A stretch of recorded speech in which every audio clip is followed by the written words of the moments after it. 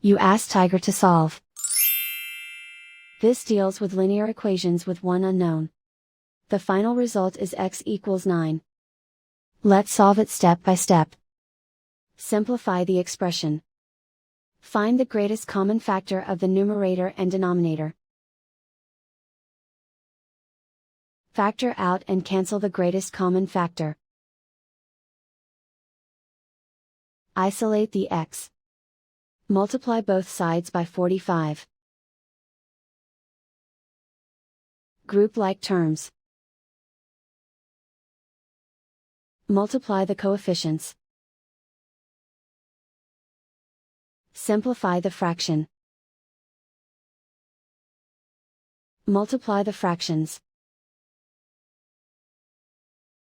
Find the greatest common factor of the numerator and denominator.